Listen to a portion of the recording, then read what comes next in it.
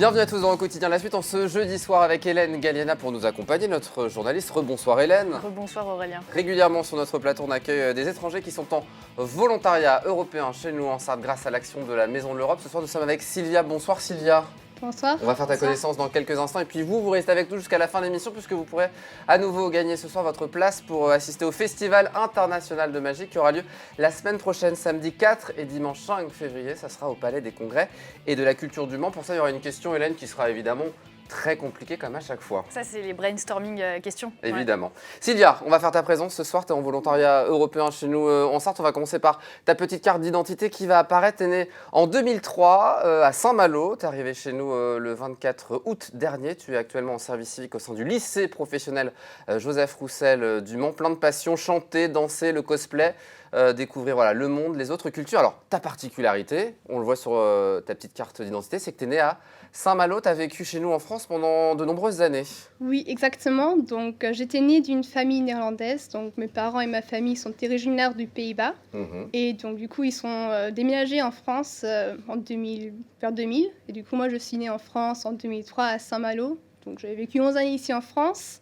Et après, on a déménagé en Allemagne parce que on voulait avoir une plus grande ferme, donc du coup, moi j'ai habité 8 années en Allemagne et maintenant je suis revenue en France pour l'année volontaire pour redécouvrir la France et m'améliorer en français aussi. Ton français est très très bon, hein. on peut Il est quand même très bon ton français. Tu parles français, néerlandais, anglais et allemand. Alors c'est très drôle, tu as appris donc le néerlandais évidemment à la maison, le français à l'école.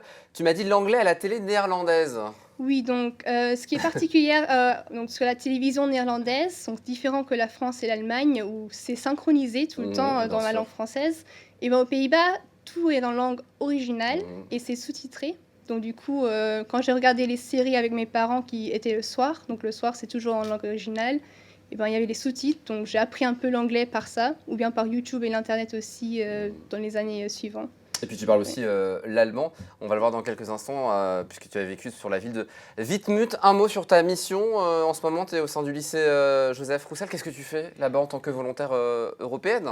Donc au lycée Joseph Roussel, ils envoient des élèves en stage en Erasmus dans les différents pays. Donc je mène aussi un café des langues pour ces élèves-là, pour pratiquer l'anglais et s'entraîner dans la langue, dans une manière non formelle. Donc on fait des activités plutôt fun ensemble. Et aussi j'aide les autres professeurs avec des projets, donc je les accompagne faire différents projets au sein du lycée. Et bon, les saluts ce soir les enseignants et élèves de ce lycée. Zoom à présent sur ta ville, la ville de Wittmut, vous connaissez Hélène ? On va la découvrir, c'est en Allemagne, c'est ça ? Au nord de l'Allemagne, Wittmut. Donc là, tu as vécu dans une ferme, c'est ça que tu nous disais il y a quelques instants, comme en France. Exactement. Tu as toujours vécu à la campaine, c'est la première fois en arrivant au Mans que tu habites dans une ville. C'est la première fois que je suis en ville, c'est différent, surprenant aussi un peu. Normalement, à la ferme, il n'y a pas beaucoup de bruit, c'est silencieux plutôt. C'est différent. C'est un peu moins calme là.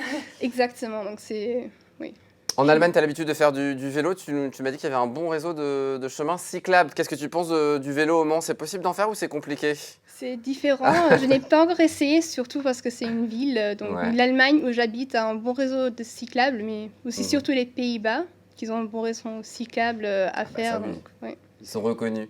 Plein de traditions qu'on va pouvoir partager avec toi, notamment la tradition de la Saint-Sylvestre. J'ai peur de décorcher le nom, donc je vais te laisser le dire. Karlsbadstrieten. Voilà, heureusement que je ne l'ai pas prononcé. Qu'est-ce qui se passe particulièrement lors de cet événement ? Donc, Karlsbadstrieten, c'est quelque chose avec des bidons de lait. Donc, on peut voir une photo ici, exactement.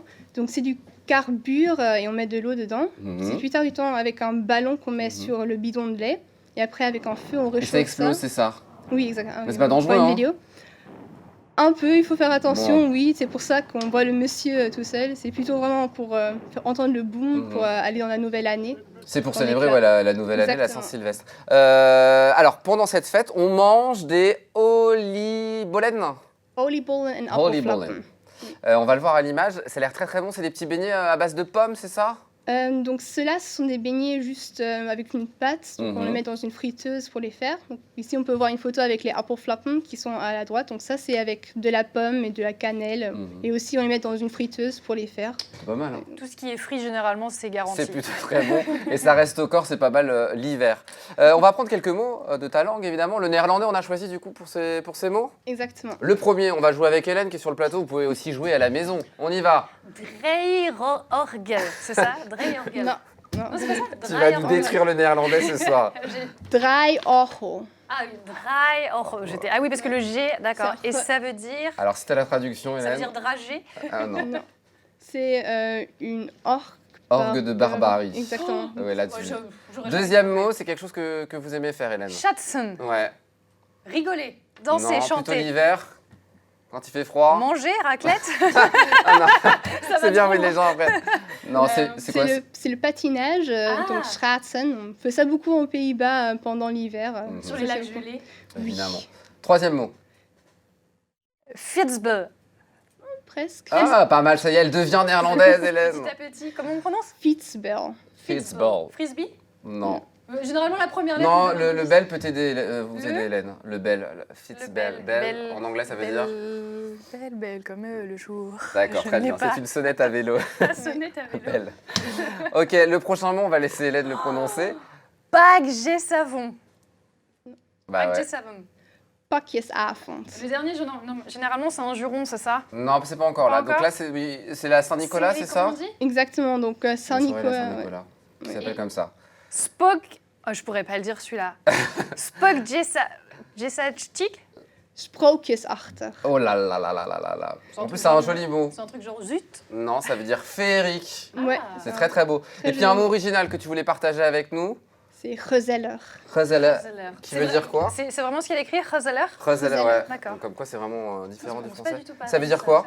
Donc ça veut dire, j'ai écrit la définition. Bien sûr. Gezelligheid, donc ça indique une certaine circonstance ou un sentiment agréable, une forme de confort, de convivialité, de familiarité, etc. Donc Gezelligheid consiste généralement à être avec les autres en bonne compagnie. Bah, c'est comme On est c'est un c'est peu le cas ce Gezelligheid, soir alors. Exactement. Exactement, on va garder ce mot-là, on va le dire, on va briller en société. Quelques questions qu'on va te poser très rapidement. Oui, c'est quoi ton lieu préféré au Mans ou dans la Sarthe? Donc j'ai choisi le Manga Pop.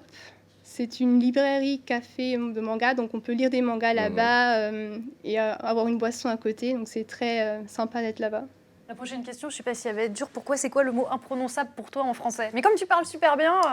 J'en ai pas, honnêtement. J'ai pas trouvé de mots que je trouvais difficile à prononcer en français. Qu'est-ce qui t'a le plus surpris en arrivant ici?